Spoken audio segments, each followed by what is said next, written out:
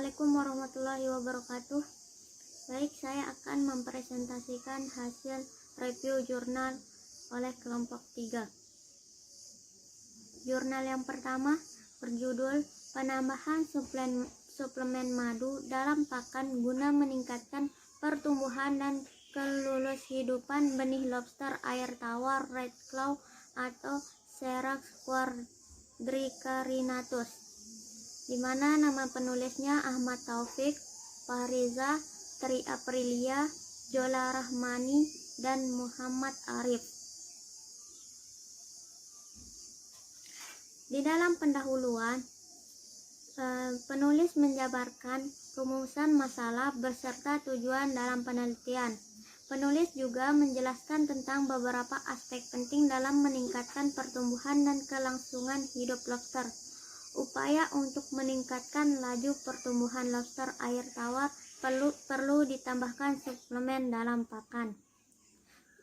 Dalam jurnal ini, metode yang digunakan adalah rancangan penelitian rancangan lengkap atau RAL. Perlakuan yang digunakan adalah pakan udang buatan yang ditambahkan madu dengan dosis yang berbeda. Untuk analisis data pada penelitian ini menggunakan analisis of variance atau ANOVA pada taraf kecepatan 95%. Selanjutnya, untuk menguji perbedaan di antara perlakuan digunakan uji jarak berganda Duncan. Hasil dan pembahasan. Berdasarkan pengamatan yang dilakukan selama penelitian menunjukkan hasil terbaik diperoleh pada perlakuan G 800 ml per kilogram pakan yang tidak berbeda nyata dengan perlakuan H 900 ml per kilogram pakan dan I 1000 ml per kilogram pakan, yaitu menghasilkan pertumbuhan berat lebih baik dibandingkan dengan perlakuan lainnya.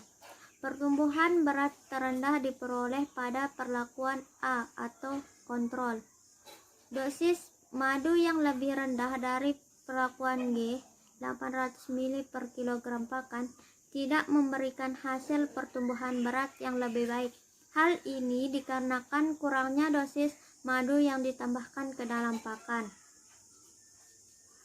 Jurnal yang kedua judulnya Aplikasi Teknologi Shelter terhadap Respons Stres dan Kelangsungan Hidup pada Pendederan Lobster Pasir Panulirus homarus, di mana penulisnya yaitu Kuku Adiana, Edi Supriyono, Muhammad Zairin Junior, dan Lolita Tesina.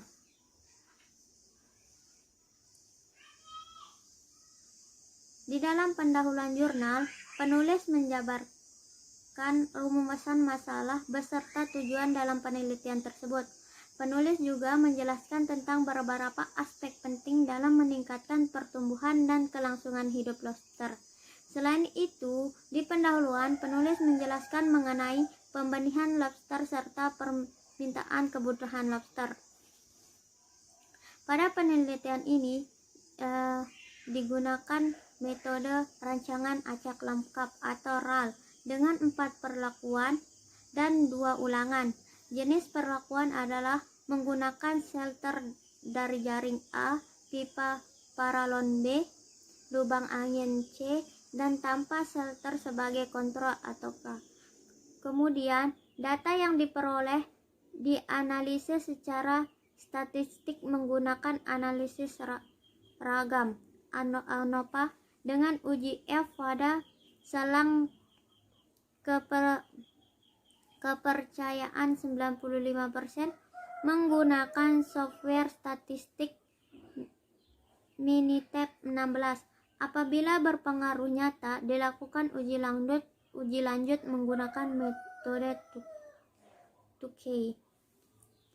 Hasilnya, penggunaan shelter pada pendederan lobster Panulirus homarus menghasilkan tingkat stres yang lebih rendah dibandingkan kontrol. Ditinjau dari respon THC dan glukosa, hemolymph lobster selama penelitian, tingkat stres yang lebih rendah menyebabkan tingkat kelangsungan hidup yang dihasilkan lebih tinggi. Shelter Panalon merupakan shelter yang terbaik karena mampu menekan tingkat stres dan menghasilkan kelangsungan hidup yang lebih baik dibandingkan perlakuan lainnya. Jurnal yang ketiga, judulnya yaitu The Effect of Emanaction Benzoate of Information Spiket Sediment of Juvenile American Lobster atau Homarus americanus. Penulisnya itu ada Daunia Daud, Anemecretic, Coridowets, Duane Bekrek. Di mana di dalam pendahuluan penulis menjabarkan rumusan masalah beserta tujuan dalam penelitian tersebut.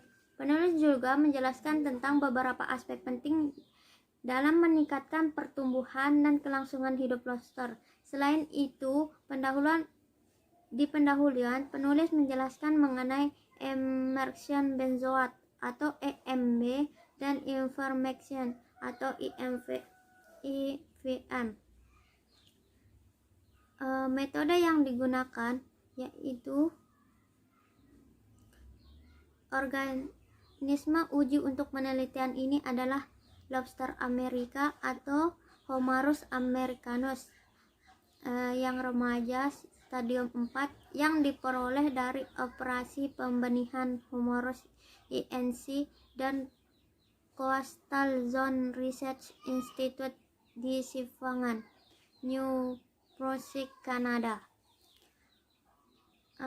Dari hasilnya, konsentrasi paparan IMB pada tingkat yang sangat tinggi kurang lebih besar sama dengan 343,3 Ng G-1 sangat beracun bagi lobster muda sehingga 100% lobster mati setelah 13 hari terpapar. Kematian kumulatif maksimum lobster yang terpapar konsentrasi EMB dan IVM tertinggi masing-masing adalah 100% setelah 10 hari dan 25 hari. Jurnal yang keempat yaitu evolusi penggunaan sistem jaring terhadap respon produksi pendederan juvenil lobster pasir Panulirus humarus menggunakan teknologi reskulasi, di mana nama penulisnya yaitu Kuku Adiana, Edi Supriyono, Amin Pamungkas, dan Lolita Tesina. Dalam pendahuluan, penulis memaparkan tentang masalah yang sering dihadapi dalam budidaya pendederan lobster. Selain itu, penulis juga menjelaskan kegiatan dalam pendederan lobster air laut. Selain itu juga penulis juga menjelaskan mengenai lobster pasir. Pada penelitian ini, metode yang digunakan adalah rancangan acak lengkap atau RAL dengan 3 perlakuan dan 2 kali ulangan.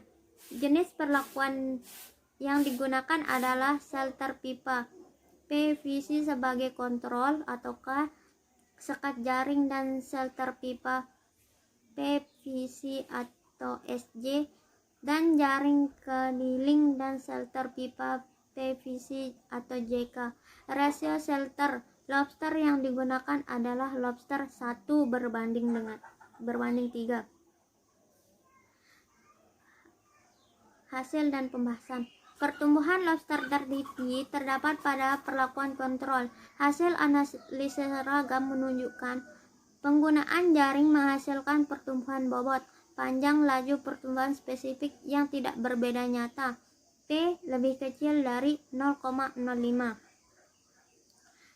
Jurnal yang kelima adalah uji efektivitas kompartemen dasar untuk pembesaran lobster pasir Panulirus homarus di pantai sepanjang Kabupaten Gunung Kidul. Nah, di sini penulisnya itu ada Umi Anissa, Amin Pamungkas, Waryanto, dan Sri Suryono Sukuraharjo. Dalam pendahuluan, penulis memaparkan beberapa aspek penting dalam pembebaran lobster pasir. Salah satunya yaitu dengan pembudidayaan lobster yang menggunakan sea change. Selain itu dapat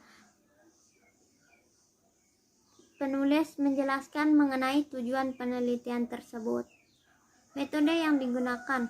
Pembesaran lobster dalam kompartemen dilakukan dengan terlebih dahulu meletakkan kompartemen beserta pemberatnya di lokasi budidaya. Pengambilan data berat lobster dilakukan selama 42 hari dengan interval 7 hari. Masing-masing kompartemen diambil 2 sampel lobster dan dari masing-masing kompartemen untuk diukur panjang, karapaks, dan berat secara acak. Secara keseluruhan, pembesaran lobster pasir menggunakan kompartemen F berhasil menambah berat lobster paling besar dibanding dengan seluruh kompartemen yang digunakan dalam penelitian ini. Ke-6 berjudul Perbedaan pada tebar terhadap tingkat pertumbuhan dan kelangsungan hidup post-penurus lobster pasir pada bak terkontrol. Yang dimana pendahuluan di sini penulis menggambarkan jenis-jenis lobster yang terdapat di Lombok, di antara jenis Penurus homarus atau sering ya disebut sebagai lobster pasir. Adapun metode yang digunakan yakni rancangan acak lengkap dengan menggunakan padat tebar lobster yang berbeda-beda sebagai perlakuan, yaitu ada yang 20, 40, 60, dan 80. Masing-masing perlakuan dilakukan 4 kali ulang sehingga terdapat 16 unit percobaan. Adapun hasilnya dilihat bahwa pemberian perlakuan perbedaan padat tebar berpengaruh P lebih kecil dibanding 0,05 terhadap pertumbuhan spesifik dan kelangsungan hidup lobster pasir. Hasil analisis keragaman menunjukkan bahwa perlakuan padat tebar 20, 40, 60, sampai 80 memberikan pengaruh yang P lebih kecil dibanding 0,05 terhadap pertumbuhan harian spesifiknya.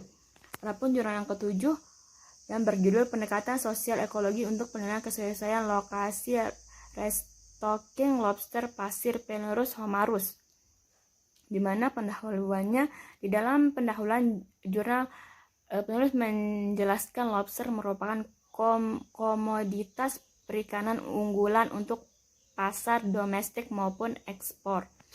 Kemudian metode yang digunakan di sini adalah metode Laking Drop Microtrace Counting. Dengan hasil pendekatan sosial ekologi dapat diaplikasikan dalam menentukan prioritas lokasi dalam program recosting lobster di beberapa perairan di Indonesia.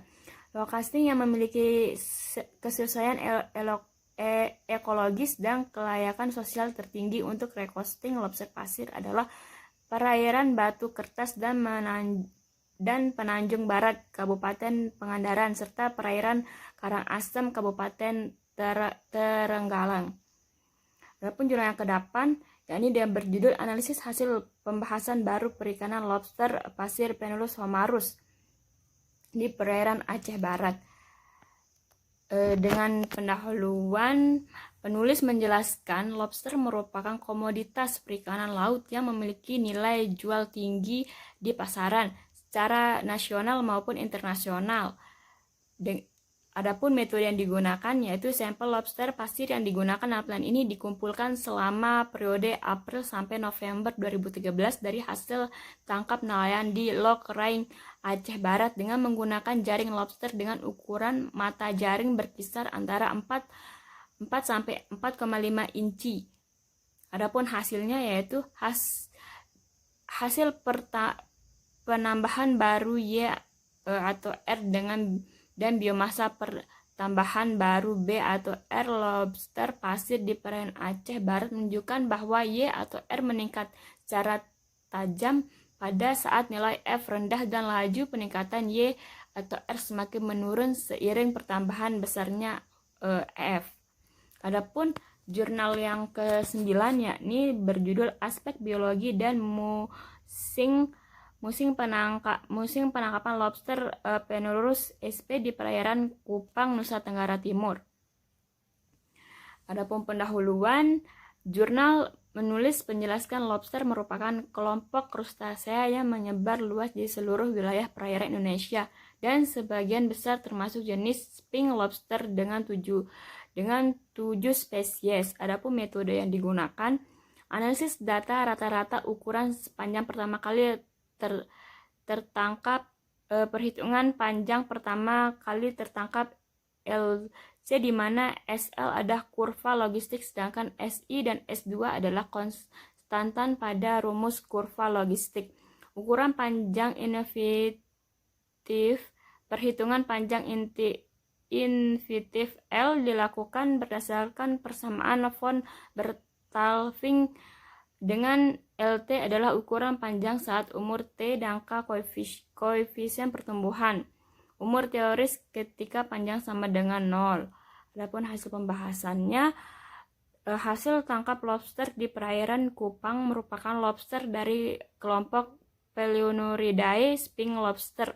Lobster tersebut terdiri dari 4 jenis, yaitu lobster mutiara, lobster batu, lobster pasir, dan lobster bambu. Dari keempat jenis lobster ini, jenis lobster bambu P. versicolor yang mendominasi sekitar 60%, terbanyak kedua adalah jenis P. pancisilatus dengan tangkapan sekitar 38%, sedangkan untuk jenis P. nurus oratus dan P. homarus hanya sekitar 1% yang dari total tangkapan. Adapun jurnal yang ke-10 yang berjudul Dinamika Populasi Lobster Pasir Penurus homarus di perairan Pelabuhan Ratu, Jawa Barat. Pada bagian pendahuluan, penulis memaparkan rumusan masalah beserta tujuan dari penelitian yang dilakukan. Selain itu, penulis juga menjelaskan mengenai perairan yang berada di Pelabuhan Ratu. Adapun metode yang digunakan, metode mengambil contoh secara sensus. Metode sensus digunakan karena jumlah hasil tangkapan lobster sedikit dan memungkinkan untuk diamati seluruhnya. Adapun hasil dan pembahasannya, hasil analisis parameter pertumbuhan L dan K menggunakan program E11 dan dari persamaan empiris menunjukkan bahwa nilai koefisien pertumbuhan K lobster pasir betina lebih tinggi daripada jantan dan panjang karapas asimptotik betina juga sedikit lebih pendek. Hubungan umur dengan panjang karap lobster pasir berdasarkan persamaan pertumbuhan von Bertalanffy. Assalamualaikum warahmatullahi wabarakatuh. Baik, saya akan melanjutkan identifikasi atau review jurnal yang ke-11. Di sini tertera identitas jurnalnya, itu nama penulis adalah Rahmidina dan kawan-kawan. Judulnya adalah Lobster Air Tawar Siracuadricarinatus, spesies asing baru di perairan Danau Maninjau, Sumatera Barat. Kemudian ringkasan isi jurnal dalam abstraknya berjumlah 1 paragraf. Uraian abstraknya itu abstrak disajikan dalam 2 bahasa, ini bahasa Indonesia dan Inggris. Kemudian di bagian pendahuluan, penulis memaparkan tujuan beserta rumusan masalah dari penelitian tersebut. Selain itu, penulis menjelaskan mengenai Danau Maninjau dan juga menjelaskan beberapa temuan yang ada di danau tersebut. Kemudian metode, yakni pengambilan sampel dilakukan pada 3 lokasi yang berada di Danau Maninjau, yaitu Sirian, Batu Nanggai, dan Bayur. Alat yang digunakan untuk menangkap spesies asing ini adalah bernama ragu, yang merupakan perangkap berbentuk silinder atau kubus berbahan polietilen dan mempunyai 2 atau lebih pintu masuk bagi lobster air tawar. Lobster air tawar yang tertangkap kemudian diidentifikasi berdasarkan morfologi yang mengacu pada kunci identifikasi Hobbs.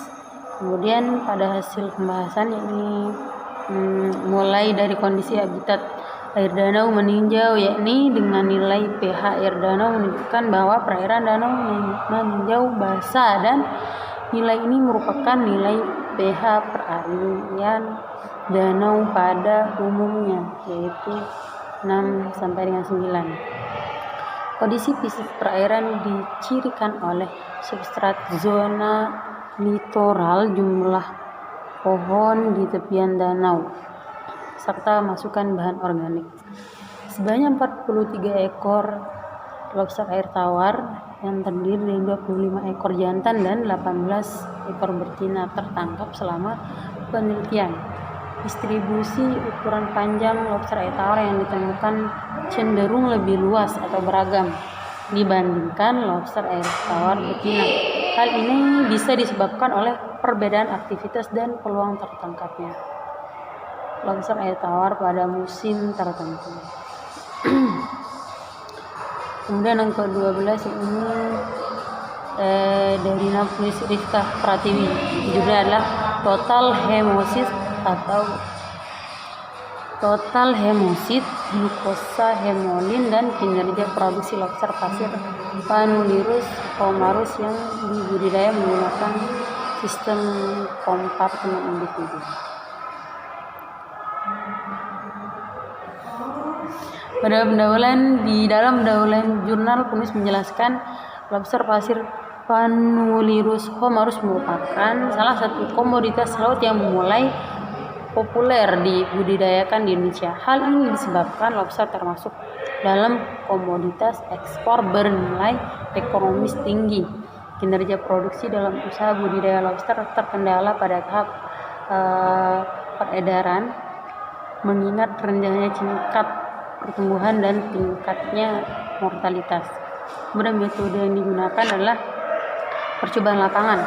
Penelitian ini menggunakan rancangan acak lengkap terdiri 4 perlakuan dan 2 ulangan.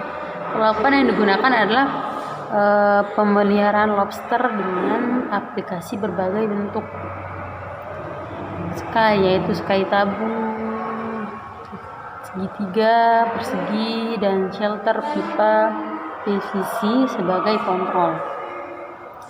Kemudian pada hasil pembahasan bobot akhir lobster panen adalah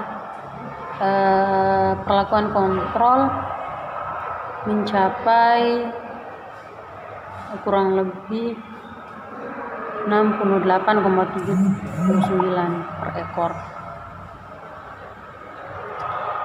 Persegi mencapai 58,83, kurang lebih 4,78 gram per ekor.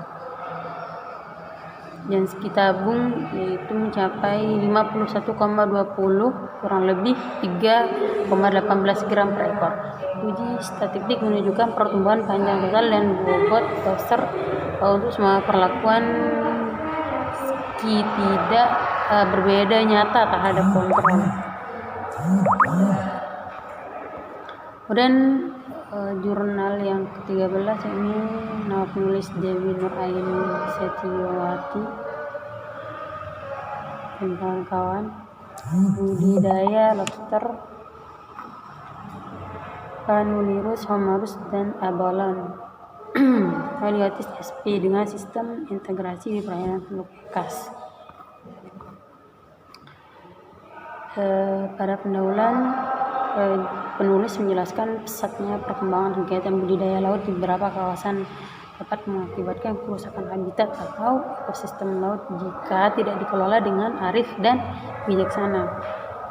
Kerusakan ini terjadi apabila akibat dari limbah yang tidak termanfaatkan sehingga menyebabkan racun bagi organisme di sekitar budidaya. Hal ini terjadi karena kegiatan budidaya laut tadi dilakukan secara parsial. Kemudian metode yang digunakan adalah pengambilan data penelitian dilakukan dari bulan Oktober 2013 sampai November. Kerangka keramba jaring apung 1 unit ukuran 10 meter kali 6,5 meter yang terdiri dari 6 petak, 3 petak untuk budidaya lobster dan 2 petak untuk budidaya abalon. Data yang diambil selama penelitian meliputi laju pertumbuhan spesifik, sintasan, parameter kualitas air, dan analisa usaha. Kemudian pada pembahasannya yaitu pertumbuhan panjang dan berat benih abalon dan lobster menunjukkan adanya kenaikan pertumbuhan panjang dan berat. Abalon mengalami pertumbuhan panjang yang relatif lambat dibandingkan dengan lobster. Kemudian jurnal ke-14 ini dari Muhammad Junaidi dan kawan-kawan, aspek reproduksi lobster di perairan Teluk Ekas, Lombok.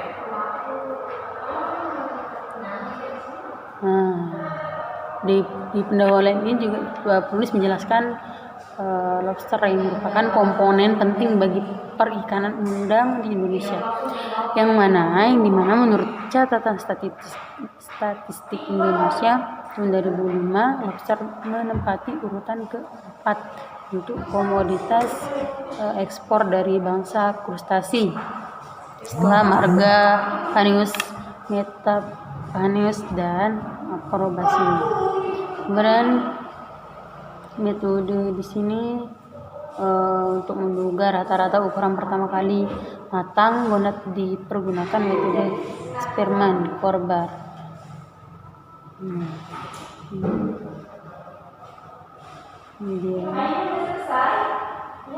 Kemudian dari pembahasannya secara visual dengan melihat corak warna yang terdapat pada bagian segmen tubuh berdasarkan buku identifikasi pada tahun 2000 menunjukkan bahwa lobster yang tertangkap di perairan Teluk Ekas terdiri atas 5 spesies, yaitu Panulirus homarus, Panulirus versicolor, Panulirus ornatus, Panulirus penicillatus, dan Panulirus lomiser. Kemudian jurnal ke-15 yang ditulis oleh Rosa H. Escobar, Duksa, dan kawan-kawan.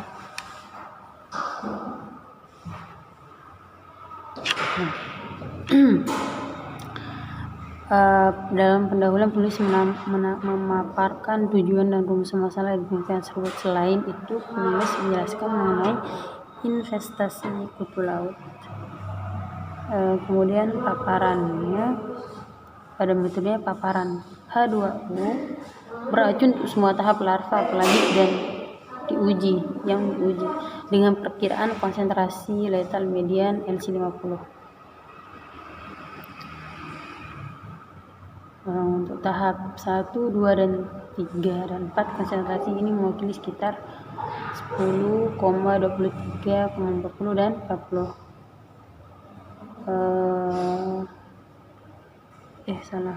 Mewakili sekitar 10, 23, 40, dan 43% dari H2O yang direkomendasikan. Konsentrasi yang digunakan masing-masing untuk menghilangkan salmon di peternakan ikan Norwegia.